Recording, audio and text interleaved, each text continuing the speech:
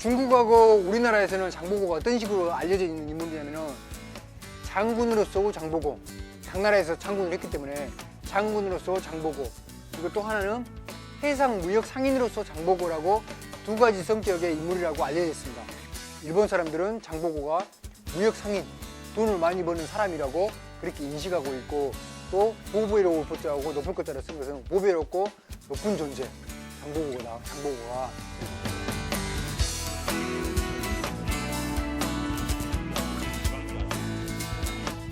이 배 제작한 것도 이게 지금 장복 무역선의 4분의 1로 축소한 그런 배입니다. 그래서 이보다 4배 정도 더 큰 배가 당시 항해했던 한 대여섯 척이 선단을 이끌면서 항해했던 배라고 생각하시면 되고, 인원은 약 한 200명 정도가 한 배에 탑승해가지고 다녔다고 합니다. 그래서 당시에는 이제 무역선 상인들이 했지만은 또 해적들을 만나면 싸움도 해야 되기 때문에 군인이면서 상인이었다, 그렇게 생각하시면 되고, 장보고도 마찬가지로 군인의 신분이었으면서도 무역상인이었던 그 두 가지 성격을 가진 인물이었다고 생각하시면 됩니다.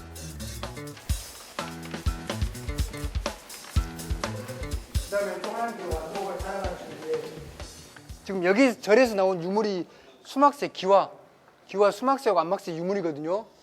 그 다음에 이 패널로 되어 있는 게 진도의 용장산성, 청해진에서 삼별초에 본진이 있었던 그 세력들이 절을 짓고 용장사라는 절을 짓고 항쟁했던 거기에 출토된 유물입니다. 수막새, 안막새 모양이 똑같지 않습니까? 그죠? 이런 것 통해서 당시에 삼별초가 완도에서 머물렀다는 흔적도 엿볼 수 있고,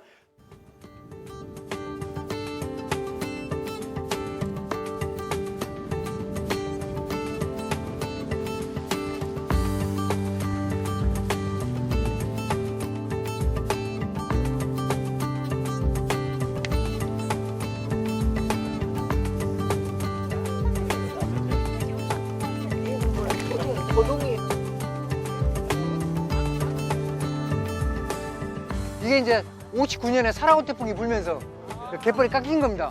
그 전에는 몰랐어요. 그래가지고 이게 이제 드러나니까 아, 여기에 뭔가가 있다. 그때 이제 학술조사 해가지고 장보고의 흔적들이 여기 있다라고 해가지고 이제 91년부터 2001년까지 10년 동안 여기를 발굴한 겁니다. 그래가지고 이제 청해진 유적지가 드러난 거죠.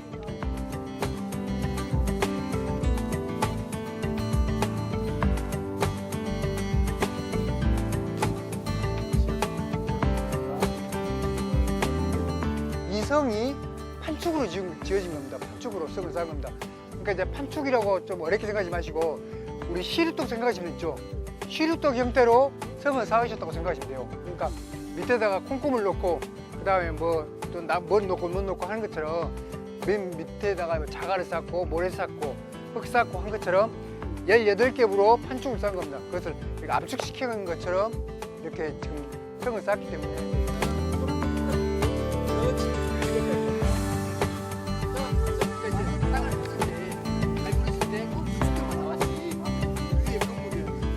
여기 오른쪽으로 가면은 중국으로 가는 바다 뱃길, 그리고 왼쪽은 강진으로 해갖고 여수, 부산으로 해 일본으로 가는 바다 뱃길 이렇게 쫙 펼쳐집니다. 예전에는 이제 여기에서 딱 감시하면은 지나가는 배들 다 감시할 수 있습니다. 그래서 장보고는 통일신라 시대 사람인데 지금 여기 중심부에 가면은 백제시대 때 흔적도 있거든요. 그러니까 백제시대 때도 여기에다가 감시 초소를 만들어가지고 지나가는 배들을 감시했다고 생각하시면 됩니다. 그래서 그 백제시대 때 역사적인 흔적들을 이어받아서 장보고가 통일신라 시대 때 여기다 진을 설치하고 또 고려시대 때면은 삼별초가 또 여기에서 또 항쟁을 하고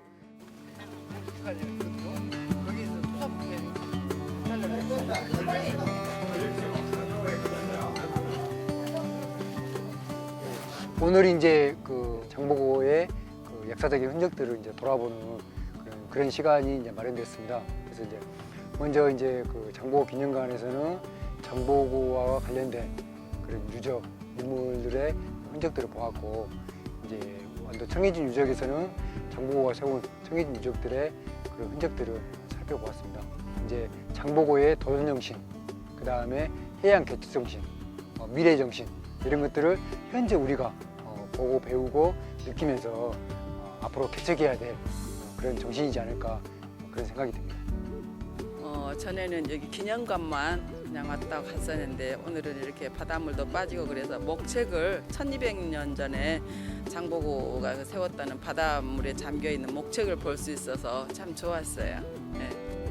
해상항 장보고 그러면은 우리는 교과서적으로 그 청해진 이렇게 바다를 장악하다 그런 것만 알고 있었었는데 우리 선조들이 지혜도 있고 또 이러한 그 애적을 침묵을 막기 위해서 이런 그 송도 쌓고 한다는 것이 여러 사람들도 많이 와서 관광을 할 수 있도록 해줬으면 좋겠다 하는 것을 많이 느꼈습니다. 자, 하나, 둘, 셋.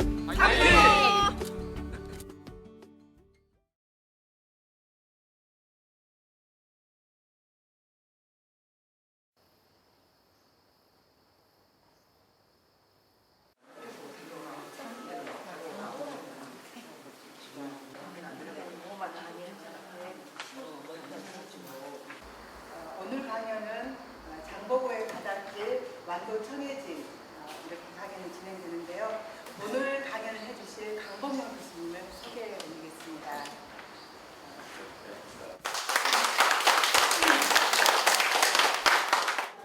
저는 그 목포대 사학과에 소속하고 있고요.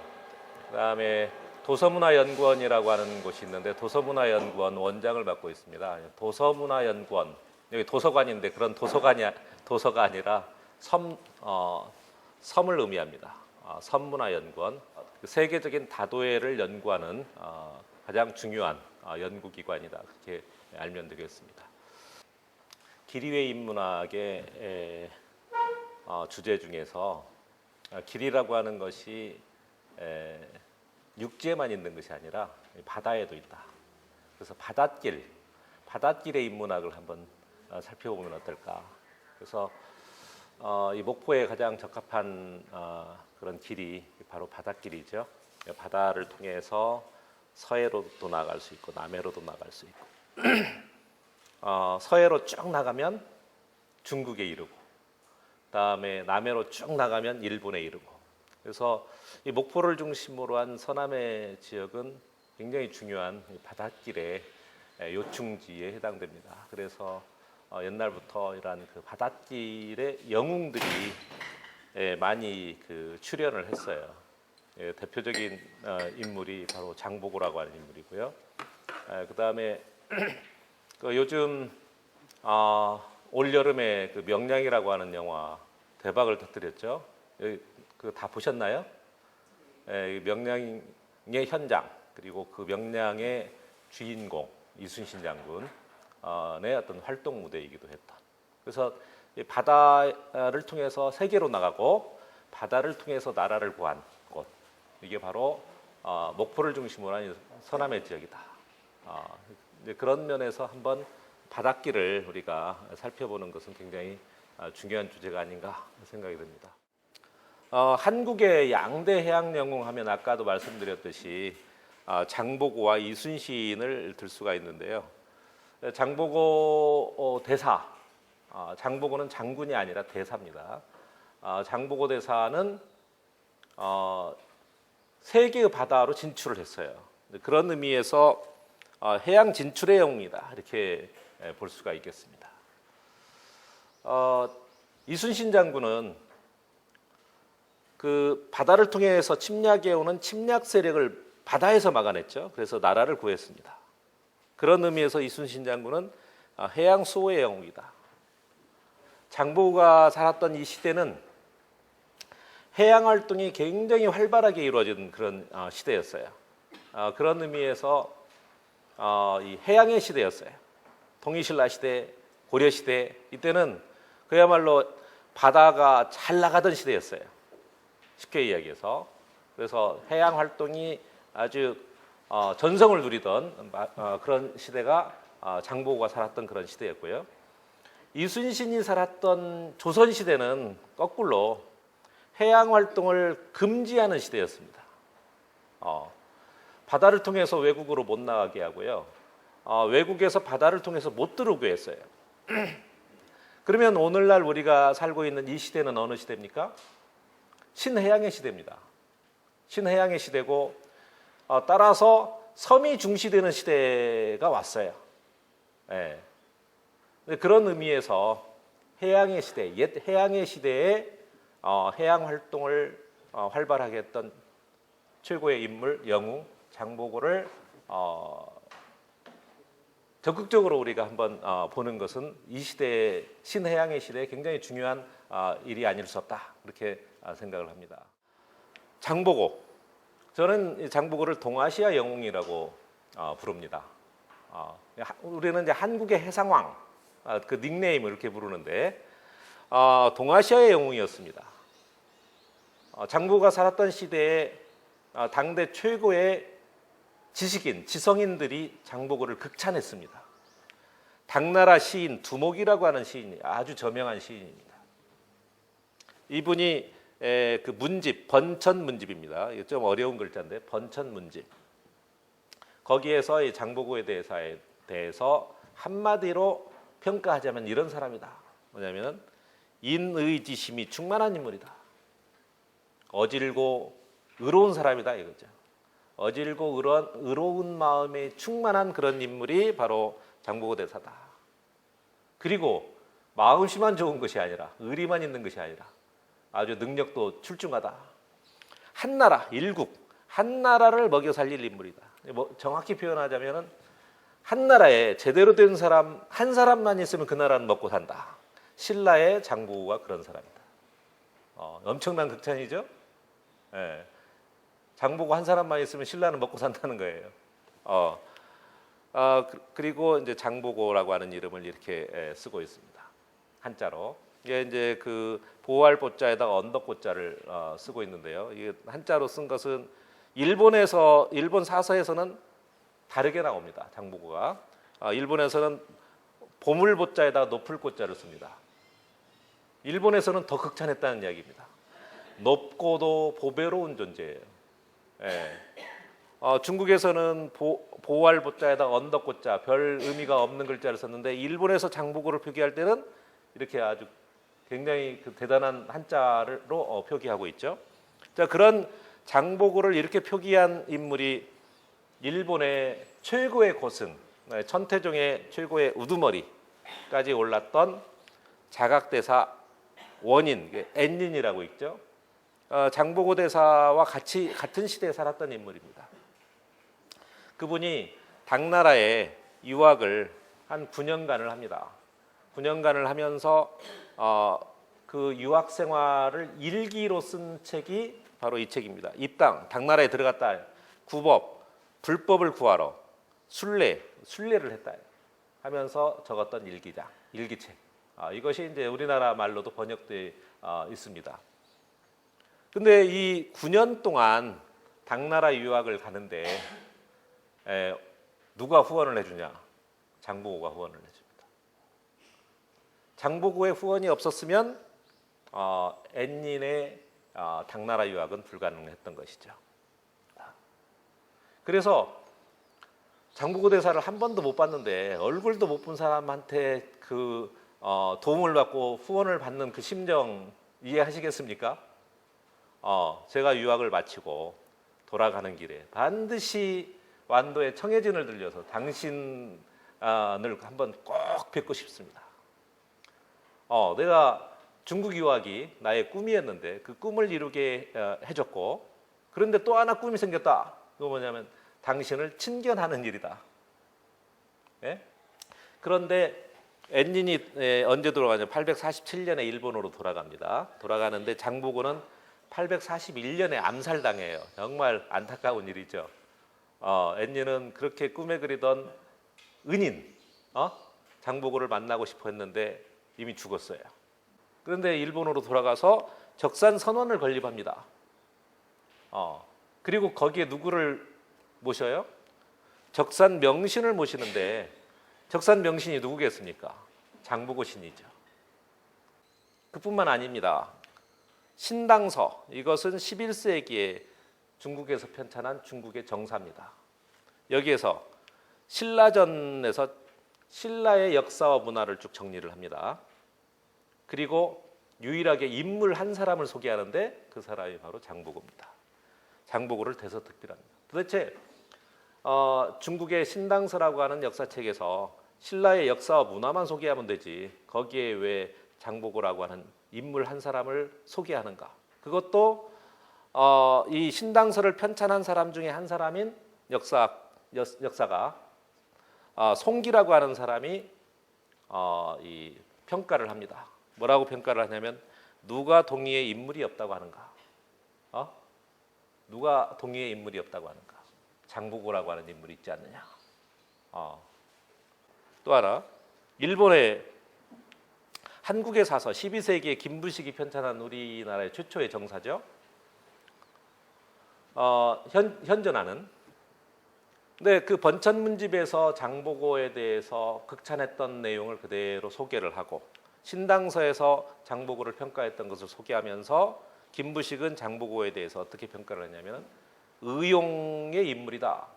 의롭고 용기가 있는 인물이다라고 극찬을 하고 있습니다. 한국의 정사에서.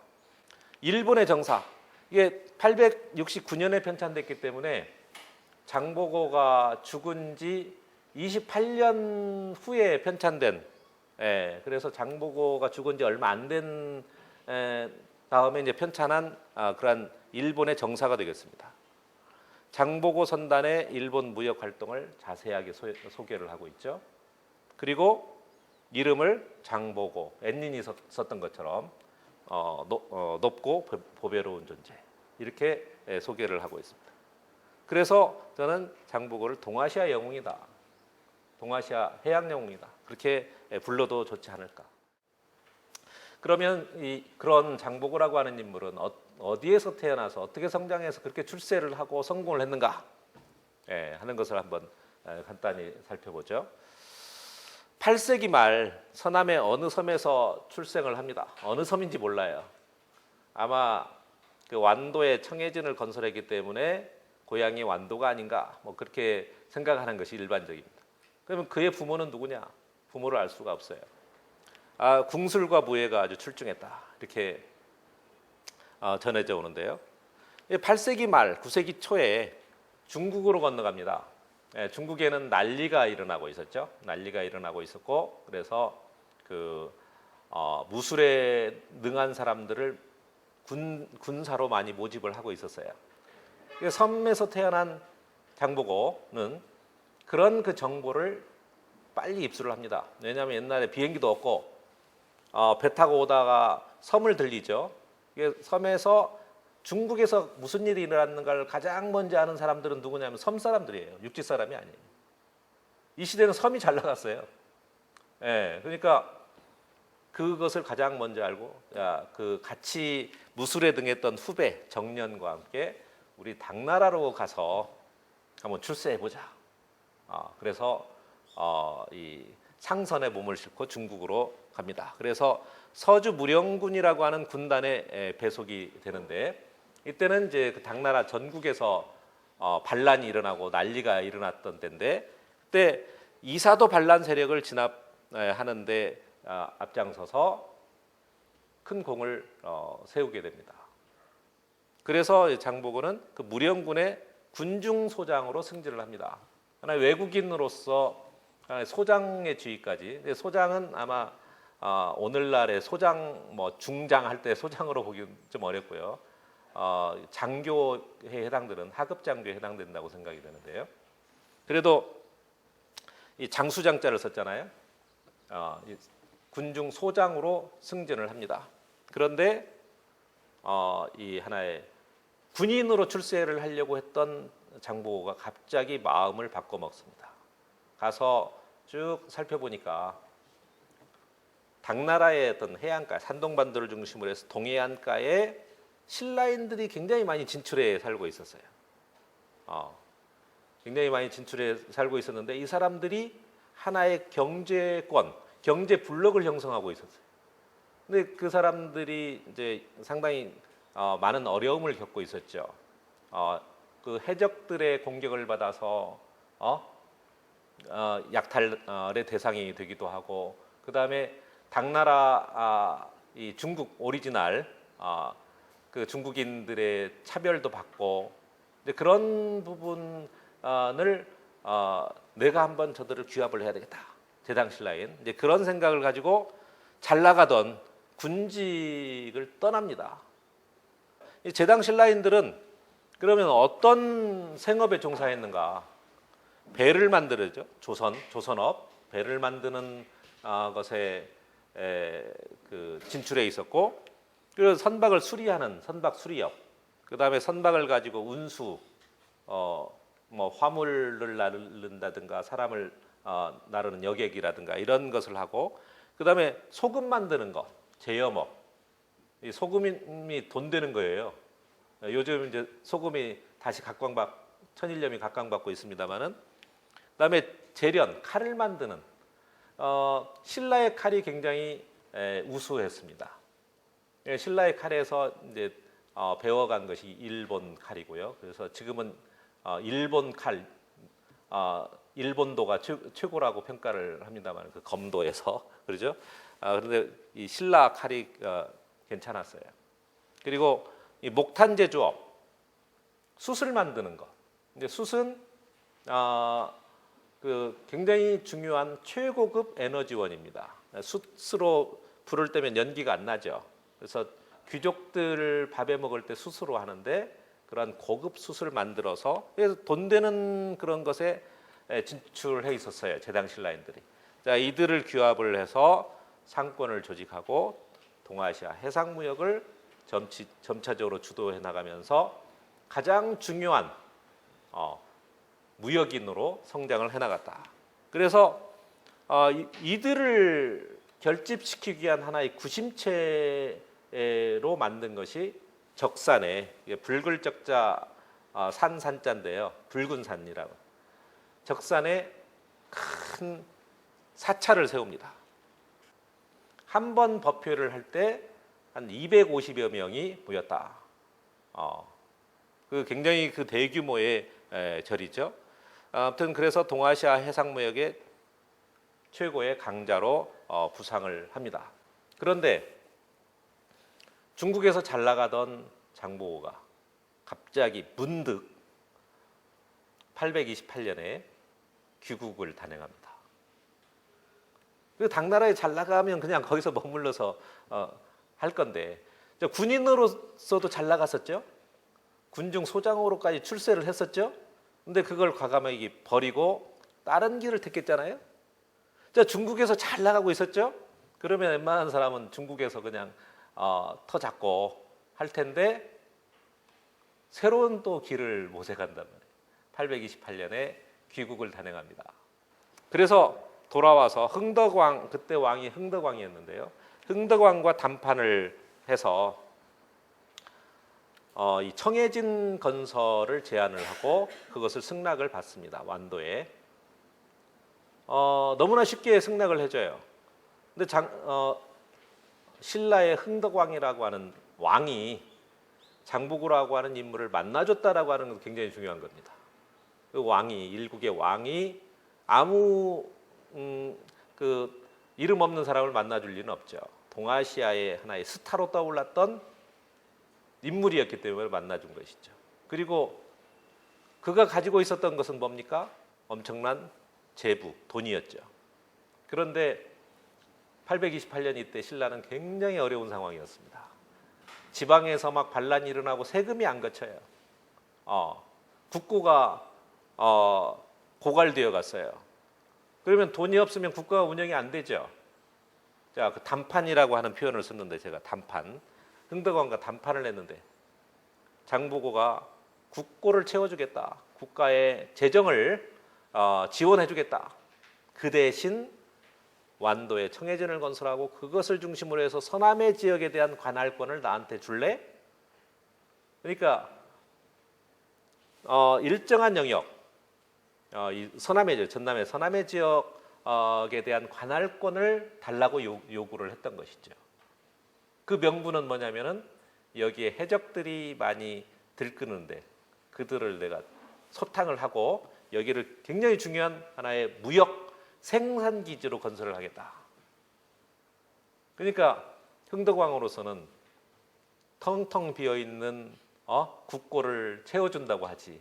그다음에 이 해적들을 소탕하면서 여기를 이 동아시아 최고의 무역 기지이면서 하나의 그 생산 기지로 건설한다고 하니까 구미가 당겼죠. 그렇게 하자.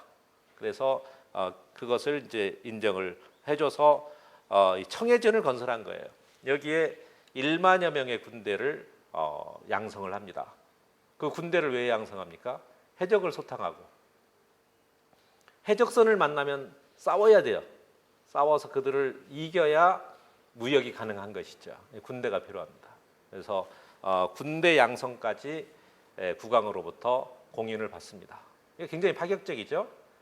이게 바로 장보고의 돈의 위력입니다. 돈의 위력. 한 나라에 제대로 된 한 사람만 있으면 그 나라는 먹고 산다. 장보고가 그런 인물이다. 아까 두목이 그런 평가를 했다겠죠. 이제 상당히 실감 날 겁니다. 이런 그 장보고 세력이 이렇게 그 대두할 수 있었던, 출현할 수 있었던 하나의 시대적 배경은 뭐였느냐? 바닷길, 해로죠. 8세기 이후에 바닷길이 굉장히 활성화되기 시작했다는 거예요. 만약에 그렇지 못했다고 한다면 장보고의 어떤 해상 무역, 해상 활동은 가능하지 않았겠죠. 예. 그 황해를 횡단하고, 횡단이라고 하는 것은 이렇게 건너간다는 것이고요. 사단이라고 하는 것은 뭐냐면은 비스듬히 건너간다는 이야기예요. 여기에서 그 목포에서 상해를 가면은 상해를 가려면 남쪽으로 이렇게 비스듬히 내려갑니다. 사단해서 가죠. 그런 해로, 바닷길, 항로가 굉장히 활성화되어 있었다. 그때 한반도는 삼국이 신라에 의해서 통일이 되고 있었고요. 그리고 중국으로 가는 하나의 바닷길의 전진 기지가 어디였냐면은 한반도 서남해역, 여기가 동아시아 해상무역의 중심지로 대두되어 가고 있었다. 그러니까 먹거리가 많으니까 해적들이 가장 많이 몰려들었던 곳이기도 하죠. 그런 를 중심으로 해가지고 황해를 횡단하고 사단하는 그러한 바닷길이 굉장히 활성화되고 있었다. 이게 없었다고 한다면 장보고는 오지 않았을 거예요. 예, 신라로. 그리고 남해안을 따라서 일본으로 통할 수 있는, 말하자면 동아시아의 해상 이 바닷길의 중심축, 이게 바로 영산강류예요. 영산강. 예. 그다음에 그 해양 실크로드라고 해가지고 이 중국으로 통하는 바닷길이 동남아를 거쳐서 인도를 거쳐서 인도양을 거쳐서 저쪽 유럽으로까지 연결되는 그야말로 해양 실크로드와 연결되고 있었죠. 그것을 한번 보면 이렇게 여기입니다. 여기에서 서해를 따라서 쭉 올라가는 연안해로가 있죠. 남해를 따라서 일본으로 가는 해로가 만나는 곳이죠. 서해와 남해가 만나는 곳이에요. 서해와 남해가 만나는.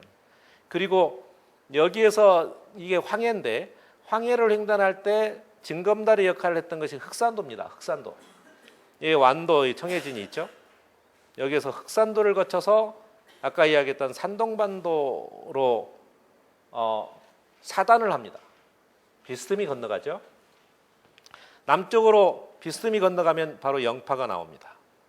예, 영파가 이렇게 나오는데, 그래서 동아시아 바닷길에 굉장히 중요한 중심축이죠.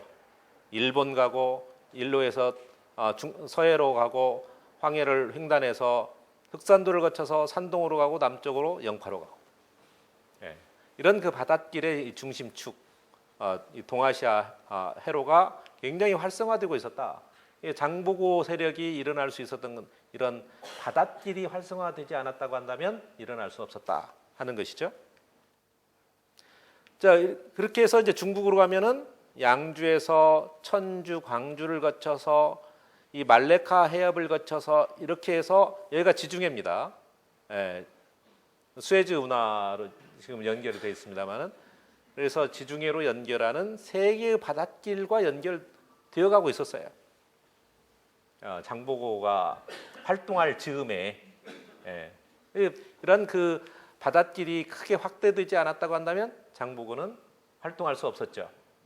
해상무역 이 특기였으니까요. 자, 두 번째 배경은 8세기 말 장보고가 그 태어난 시점이죠. 그리고 활동했던 시점이 9세기 전반이죠.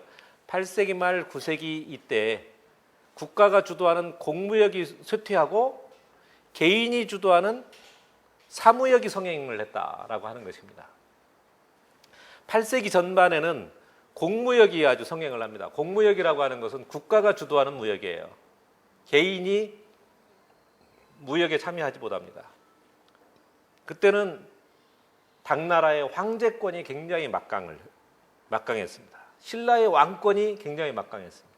일본의 왕권이 굉장히 막강했어요. 그래서 당나라의 왕, 신라의 왕, 일본의 왕이 주도를 합니다. 그 무역을 왕이 국가적인 차원에서 주도하는 무역을 공무역이라고 합니다. 그리고 그런 그 무역을 주도하는 것은 사신들이 합니다. 사신들이 하면은 장사꾼들이 사신을 따라서 이렇게 갑니다. 그러니까 대통령이 뭐 이번에 캐나다 갈 때 혼자 가는 게 아니죠. 그 무역인들이 따라가잖아요. 그래서 뭐 비즈니스 외교라든가 이렇게 하는데 이게 일종의 그렇지만 그 무역은 이제 회사에서 합니다. 그 기업에서. 오늘날은 공무역의 시대가 아니라 사무역의 시대예요. 근데 이때는 국가가 주도를 합니다. 특히 신라의 사신들이 그러한 역할을 많이 담당을 했고, 그래서 8세기에 국가의 부가 전성기에 이르렀어요. 그래서 8세기 때 국가에 굉장히 중요한 그런 문화재급, 오늘날 문화재급 그런 건물들이 많이 만들어지는데, 예를 들어서 불국사라든가 석굴암이라든가 이런 것들이 전부 8세기에 만들어집니다. 최고의 하나의 그 문화 전성 시대가 되었죠. 중국도 마찬가지고요. 신라도 마찬가지고 일본도 마찬가지고 8세기는 동아시아 국가의 최고의 전성기였다. 그렇게 보면 되겠습니다. 그런데 8세기 후반부터 그것을 주도했던 왕권이 무너지기 시작합니다. 먼저 중국에서 무너지기 시작하죠. 중국의 절도사의 난, 지방관입니다. 지방관들이 이제 난을 일으키기 시작합니다. 755년 알록산이라고 하는 절도사가 난을 일으키면서 그것이 전국으로 확산되어 나가죠. 그래서 지방에 대한 통제력이 약화됩니다. 그래서 이들을 반란 세력을 진압하기 위해서 군인들을 많이 모집을 하게 되고 그 정부를 입수하고 장보고가 중국으로 가는 거예요. 네? 신라도 마찬가지입니다. 귀족들이 반란을 일으키고 왕위쟁탈전이 벌어지고 지방에서는 호족들이 일어나서 하나의 독립 세력으로 대두를 해나가죠. 일본도 마찬가지입니다. 일본의 외척 세력들이 득세를 하고 그들이 장원을 기반으로 해서 하나의 지방의 호족으로 발전해 나간다는. 그래서 왕권이 이 8세기 후반부터 추락하기 시작하면서 국가가 무역을 좌지우지하는 공무역이 쇠퇴할 수밖에 없어요. 난세 영웅이 난다라는 말이 이제 옛날부터 있는 말인데, 그래서 8세기 후반, 이 8세기 말 그때 굉장히 어려운 상황. 그래서 국가 권력이 무력화되고 해적이 극성하고 해양 질서가 무너지는 이 난세의 시대에 하나의 그 개인의 능력 발휘를 할 수 있는 그런 기회가 됐어요. 그러니까 굉장히 어려운 시절에 오히려 기회로 활용하는 능력자가 생깁니다. 장보고가 그런 인물이었다라고 보면 되겠습니다. 일본 사람들은 장보고가 가져온 무역품을 굉장히 가지고 싶어 했습니다. 일본에 나지 않는 진귀한 물건들이 많았기 때문이죠. 그걸 박내품이라고 하죠. 그 배에다가 싣고 온 물건. 뭐라고 부르냐면 염물이라고 불렀습니다. 염물. 생강염자죠. 염원. 뭐 하고 싶다.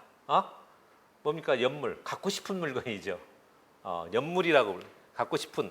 그래서 이것에 대한 쟁탈전이 벌어졌고요. 사회 문제화가 됩니다. 가격이 폭등하고, 그래서 그거 하나 사려고 가산을 탕진하는 그런 사례가 비일비재에 일어나고, 심지어는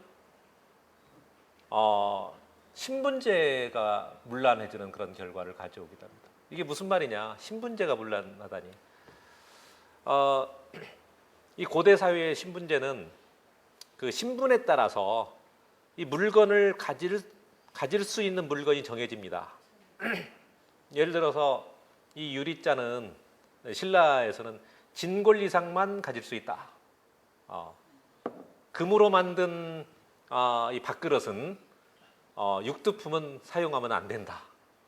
그런데 장보고가 가지고 온 물건은 그런 규정에 없는 물건들이에요. 그런데 금으로 만든 밥그릇보다 더 귀한 대접을 받아요. 그것을 일반 서민이 돈을 주고 샀어요. 나 이거 가지고 있다. 이게 하나의 가지고 있는 물건이 신분을 반영한단 말이에요. 근데 오늘날도 뭐 그 자동차의 크기에 따라서 신분을 과시하는 사람도 있고 그럽니다만은 전근대 사회는 그게 아주 심했어요. 그게 국법으로 정해져 있습니다. 어떤 물건은 어떤 신분 이상만 가질 수 있다.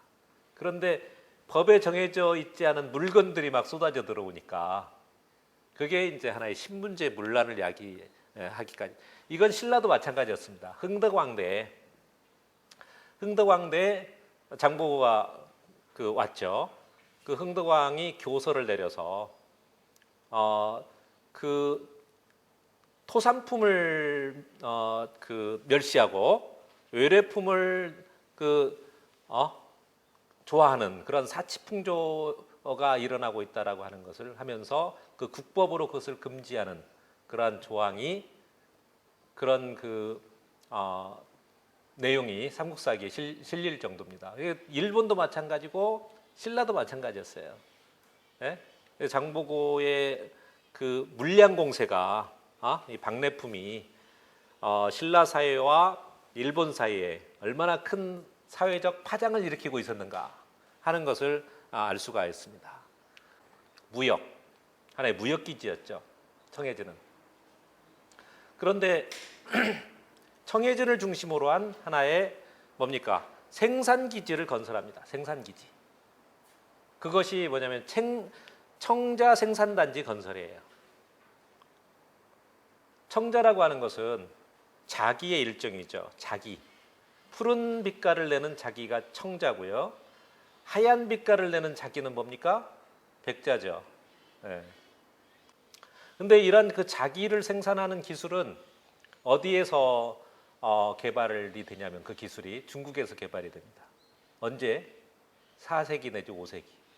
중국에서만 만들 수 있는 기술. 그야말로 초하이테크 기술이죠. 어느 나라도 자기를 만들고 생산할 수 있는 기술을 보유 못했습니다.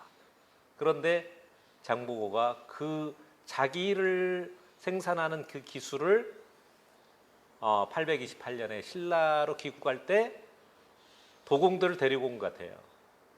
그 기술을. 그래서 우리나라의 구림마을에, 영암의 구림마을에 대규모의 도기 생산 단지가 있었어요. 도기 생산은 그 영암 구림이 최고거든요. 그래서 도기 센터가 있죠. 그 도기 생산 기술과 중국의 자기 생산 기술을 접목시켜서 어디에다가 대규모의 청자 생산 단지를 조성하냐면은 해남의 화원 신덕리 일대에다가 만들었단 말이죠. 그것을 확인을 했습니다. 한 6, 70기 정도. 이러한 그 청자 생산단지. 자, 이것은 어떤 의미가 있느냐. 세계에서 두 번째로 청자를 생산하는 국가가 됐단 말이죠. 일본은 언제냐면 임진왜란 때죠. 도공들을 데려가서 임진왜란 이후에 자기를 생산할 수 있는 그런 기술을 강제로 가져가죠. 도공들을 데려가 가지고 굉장히 자랑스러운 일입니다. 그래서 청자를 처음으로 발명하고 개발한 나라, 자기를. 그래서 자기를 영어로 뭐라고 합니까? 차이나라고 합니다. 차이나가 중국이라고 하는 뜻이죠. 차이나를 찾아보면은 거기에 자기라고 하는 뜻도 있습니다. 자기. 그래서 세계에서 이 자기를 처음으로 생산했던 나라. 그래서 이 자기 수출이라고 하는 것이 당나라의 가장 중요한 효자 품목이었어요.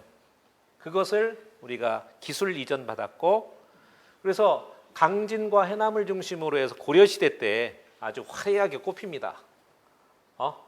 강진의 청자 생산, 고려청자. 이 장보고가 뿌려놓은 씨를 고려가 수확을 한 것이죠. 그리고 고려시대 때 한 80% 정도가 강진 청자 생산단지에서 생산이 됩니다. 그런 것을 이제 씨를 뿌려놓은 인물이 바로 장보고였다.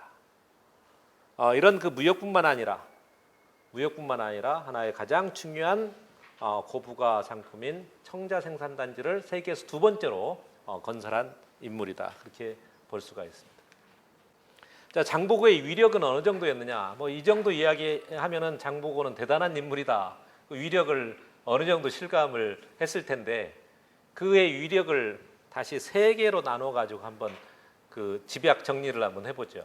첫 번째로는 돈의 위력입니다. 돈의 위력. 그래서 828년에 귀국하자마자 흥덕왕이 만나 직사 대접을 했어요. 뭐 때문에 그랬겠어요? 돈 때문에 그랬죠. 지금 국고가 고갈되어 있는 상황에서 돈덩어리가 왔어요. 그래서 만나서 1만여 명의 군대를 거느리는 청해진 대사의 취임을 허락을 해주고, 아까 이 서남해 지역에 대한 관할권을 위임을 해줬다. 말하자면 해남의 화원 일대 청자 생산단지를 건설할 수 있었던 것도 이 서남해 지역에 대한 위임받은 관할권에 기초한 것이겠죠. 국가 재정을 지원하는 돈, 머니의 위력이죠. 이게 바로 한 나라의 한 나라를 능가하는 경제력입니다. 경제력. 예? 그 두목이 그랬잖아요. 한 나라에 제대로 된 한 사람만 있으면 그 나라는 먹고 산다. 자, 그것을 실감하게 하는 돈의 위력. 두 번째는 뭐냐면 네트워크의 위력입니다. 국내의 네트워크는 물론이고 중국 제당신라인, 중국의 관리들하고도 친분이 굉장히 좋았어요. 심지어는 이 동아시아의 지식인들하고도 굉장히 사이가 좋았단 말이에요. 그들과 무슨 관계를 맺었을까? 아마 지식인들은 이제 학자 그룹인데요. 그들에게 지원을 해주죠. 연구비도 지원해주고, 요즘 말로 이야기하면, 예? 그러니까 돈 벌어 가지고 쓸 줄 알았다 이거예요. 쓸 줄 알았기 때문에 그 동아시아의 관리라든가, 그 다음에 지식인이라든가, 그 다음에 제당 신라인, 그 다음에 제1본 신라인, 일본의 관리들, 뭐 이런 사람들과 굉장히 좋은 관계망, 네트워크를 형성했다. 이것을 이제 다시 말하면 외교력이라고 볼 수 있겠죠. 외교력. 자, 경제력, 외교력.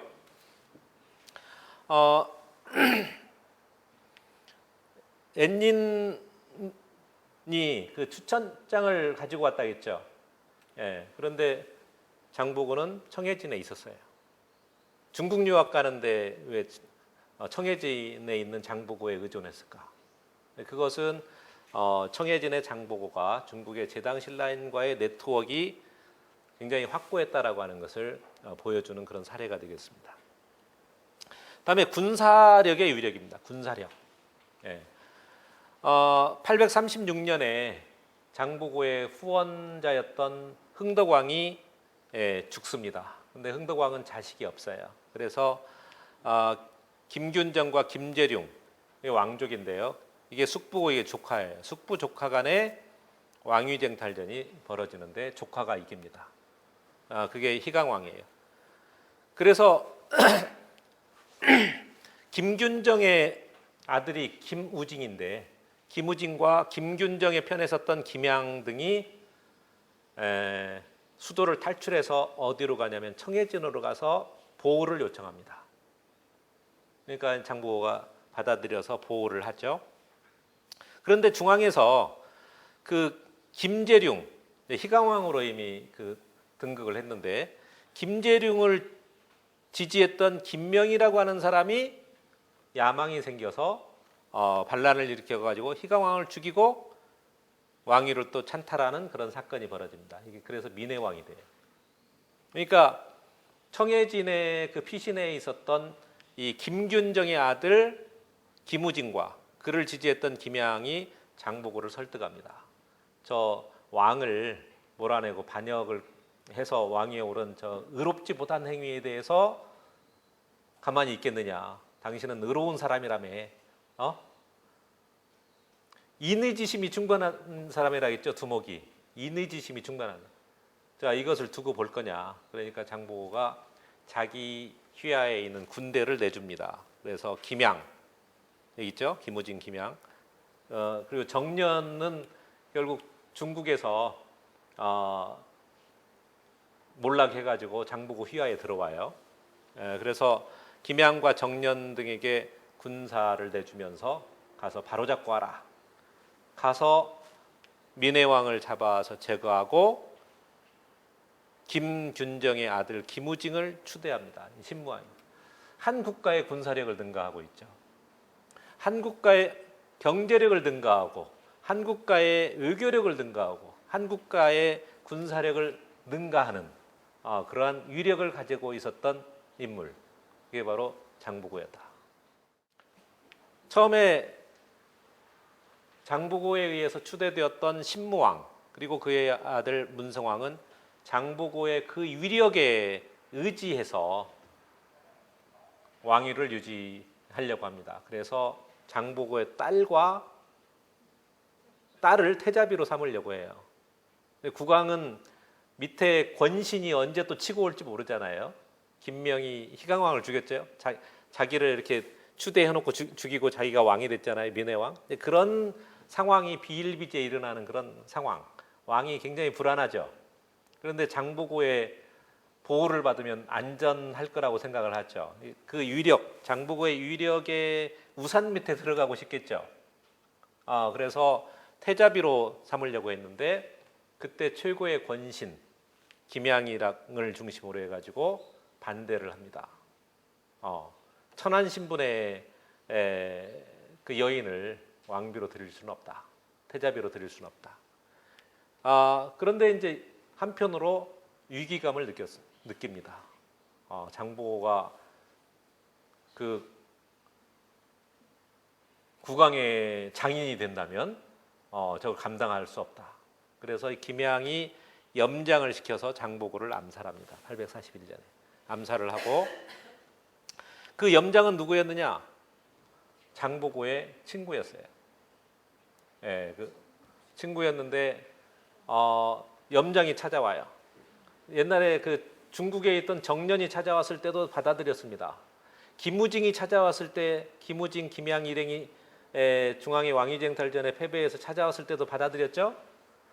옛 친구였던 염장이 찾아오는데 안 받아들였겠어요. 장보고는 굉장히 그 포용력이 있었어요.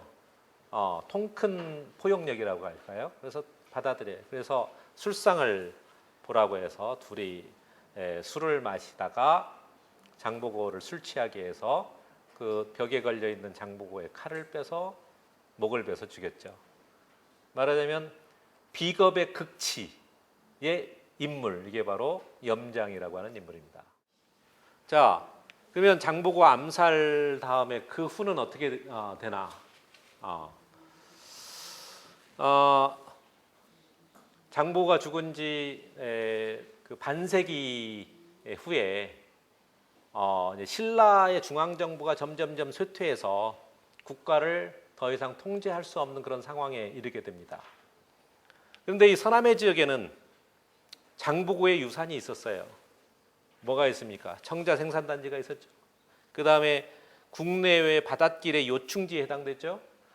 물고기와 소금의 생산의 요지죠.